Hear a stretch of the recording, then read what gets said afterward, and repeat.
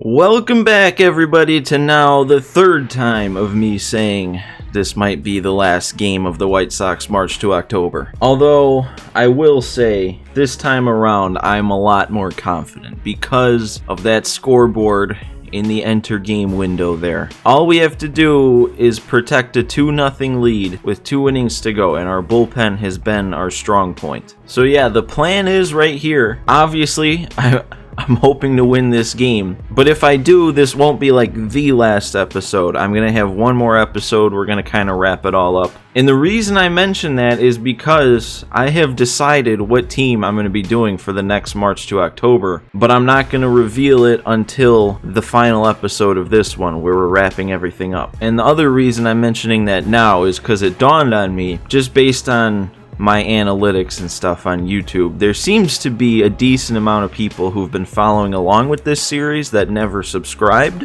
and it hit me that when I start up a new March to October, I don't know if I trust the algorithm on YouTube to show people the new episodes of a different March to October with a different team if you're not subscribed to the channel. So I say this not just because I want to see my subscriber count go up, but because I want to make sure that people who are actually interested in my March to Octobers actually get to see the new one that I'm starting up after this one's over. So if you're not subscribed and you've been following along with this March to October, at least consider hitting that subscribe button just to make sure you can see when the new one starts up. And I'm not going to spend too much time on this because we already talked about it before last episode. But if Giolito didn't start that last game, that probably means he pitched in this game 6, and 47 strikeouts is 9 below the record for a single postseason. So if he gets, or has already gotten, 10 strikeouts in this game we're about to play, he's the new record holder. But anyway, with all of that out of the way, let's hop into what should hopefully be the final game of the White Sox March to October. I really hope I'm not jinxing myself. Let's go down to the field with Heidi Watney for a report on what she took away from her talks with the players. Heidi? Well, Matt, they've now missed on 2 straight chances to close out this World Series. And when I asked if there's concern that the momentum has shifted against this team and if they perhaps feel the pressure mounting, I actually got a very thoughtful response from one of the coaches. He said when you're chasing a major goal like a World Series, you keep your eye on the prize no matter what adversity comes. We have a clear path to victory in front of us, so we're putting our attention on that. Alright, here we go, but first, let's see. He's at 8, so he's 1 below the current single postseason record, Giolito. So if we strike out 1 more batter, he ties the record, 2 more, he takes the record. He's also got a 1-hitter going, and our offense for us looks like it's just 2 solo shots, 1 from Luis Robert, 1 from Gallo. So I think that's Luis Robert's 4th home run of the World Series. And Gallo, he has to have a couple too, right? For the Dodgers, their only hit is Max Muncy, who's stepping up to the plate right now. All right, let's get into it. There's really not much more to look at. I don't like that he took that right away. That was a good pitch. All right, there we go. He was early on that fastball, so hopefully... Oh, we didn't get it. Alright, that's strike 2. See if we can get him here. He hasn't been chasing, though. Oh, I messed it up. He's still... Maybe he chases on the curve. Muncy, buddy. Why you gotta be so difficult right now? Dude, Muncy, buddy. Calm down. Seriously? This is how it's starting, an 8-pitch at bat? 9 pitches, at least? Dude, Muncy, buddy. And he didn't chase. Oh my god. I know that's just a walk. That legitimately might be the worst way we could have started, though, in my opinion. Alright, this is Giolito's last batter, if he doesn't get him out. He's in the yellow now. That was his 100th pitch. Apparently they're not chasing. That'll be 2 if we don't mess it up. All right, that's a very big save right there. That's strike 2 to Mookie. Oh my god, he barely made contact. He didn't get it. I can't believe he didn't get it. The only way he comes back out in the 9th is if we put up like a 4 spot here or something. Alright, they're bringing in Trinan. He's been tough. I haven't done anything against him in his few appearances. But I would really love some cushion here. Even though we have a 2-run cushion for Liam Hendriks, I would still love to have more. That sinker is... That looks like the fastest pitch I've seen in March to October right now. And it's not even like... It was 95. And the sinker, I was actually early on that one. Well, doesn't matter when you hit it that weak. Alright, Danny, we got 2 outs now. Start a rally.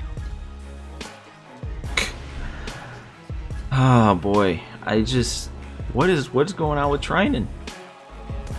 I didn't go. Thank you. Oh, and then I swung at ball 4. That was a good slider, though. Alright, well, Liam, you got 2 runs to work with. There he is. His first year on the White Sox, and he has the chance to close out the whole season. They've got 2, 3, 4 due up, so this is no easy task. That's a good start. Alright, he's just taking. They have not been chasing, though, so I'm worried about getting strikeouts on the slider. I guess all I gotta do is just have it end up in the zone. That was hanging. That could have been real bad. Alright, now we gotta deal with Seager. Is it Seager Bellinger? I wanna look. It doesn't make a difference, but yeah, Seager Bellinger. Don't do this to me. Do not do this to me right now. Oh boy. Cody, please give me a break here. Swing the bat! Oh my god. Nobody's chasing right now. Bellinger's been chasing this whole series. Come on. We're on Super Legend right now. Look at this! He doesn't take that. This whole series. He's just been whiffing on the balls below the zone. Why now? Dude.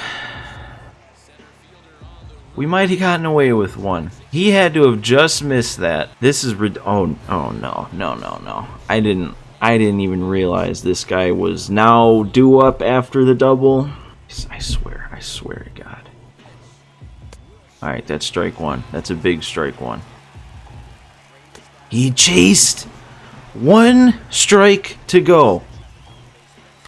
Oh no. We're going to go back to the slider. He chased! We did it! Will Smith was the one to strike out to end it. And we pulled it off, guys. Came about as close as we could have to blowing a 3-0 lead. But the 2021 White Sox in this March to October are the World Series champions. That was a fun game. You know, it got a little stressful there at the end. And I can't help but feel like I also kind of got bailed out with the whole, you know, starting up 2-0 thing. But that's the whole point of March to October. There's nothing we could have done differently. The game put us in that situation just like they've been putting us in all different situations. And there it is. That's what we like to see. And here we are. It's all done. And I don't know. Does that just make me the master of March to October? I mean, hey, I don't, you know. But, jokes aside, that is 4 March to Octobers on the channel and 4 World Series victories. And this was, we were in the favorites tier, so we were just starting out as a good team. Made some good trades, the team got better, team was very exciting. I don't know what happens when I hit advance, so I'm just gonna hit advance and see. Okay, it just goes back here. Well then, before we end this episode, let's just, let's look at some final postseason stats. Like I said, we're still gonna have the whole wrapping it up final episode to come after this one, but just since that game was an inning and a half, let's just, look at some stats here. And Giolito, he couldn't get to that 56th or 57th strikeout, so he's going to stay in second place in the record books. But overall, our pitching, well, I was going to say did really well, but I guess it didn't, it wasn't bad, but it didn't do as crazy good as I thought. Lance Lynn kind of struggled, it looks like. But Rodon in his one game was good. May was pretty good in all of his games. Giolito pitched the most by far, 36 and 2/3 innings. And he was, he was pretty solid throughout. One of those 2 losses was on that first game of the whole postseason when we got no hit. He threw a complete game, allowed 1 run, and got the loss. But then the bullpen, the only guy in the bullpen to give up a run was Matt Foster. Actually, no, because I gave up some with Cease, and he was technically coming out of the bullpen. But bummer, he didn't allow a run in over 6 innings. Same with Devin Williams. Even Jace Fry gave a couple of good innings. And then Liam Hendricks, a perfect 5 for 5 in save opportunities, all 1-inning saves. I think he allowed, 1 hit? Yeah, he allowed 1 hit. And then we'll just quick overview Grandal. He didn't have a very strong postseason. He could have done better. First base, Jose Abreu. I don't think he got a single hit in the first series, and then he batted like over 500 in the championship series. It seemed like he might have taken a bit of a dip in the World Series, but he did have that one key home run against, it was Kershaw, right? Gave us the lead in that one. Madrigal, he was also kind of weak at the top of the order. But then third base, Moncada, he fell off too. He was our best player in that first series, and then he kind of struggled. But then Tim Anderson probably had one of the best World Series performances of all time. He had 5 of his 6 homers in the World Series. Probably a lot of his hits overall came in the World Series because he wasn't doing that great up until that point. He's my guess for the World Series MVP. Danny, he didn't have a good postseason. It's kind of a shame. Left field, should have had Vaughn. Joel Booker contributed 1 pinch run. Luis Robert, he had a pretty strong postseason as a whole and World Series alone. I think 4 of those 7 homers were in the World Series. And then finally, right field, Joey Gallo, he also supplied some power. So yeah, nobody like overall in the postseason stood out. But everyone kind of just played their part, Like, if you look at batting averages of starters, it's not like somebody was just a hitting machine throughout the whole postseason. I mean, 275 is our highest. But like I said, everyone, played their own role. They had their own big games. And it was just a total team effort of a World Series win. So, like I said, we have 1 more episode to go. I'm going to wrap everything up. What I'm going to do is hit this continue in franchise. There's a few things we weren't able to see within the March to October menus. Basically just like awards. So we're going to go through that, look at who won different awards and stuff, maybe look at a couple other things. And then, yeah, I'll be revealing what team is going to be next for March to Octobers. So again, make sure you're subscribed to the channel if you've been enjoying this March to October so that you can see the next one once it's started. But for now, that's where I'm going to end this one. We did it. We did it, guys. So thanks to everybody for watching. I hope everyone enjoyed not just this episode, but the whole March to October. And I'll see you in the next one to wrap it all up.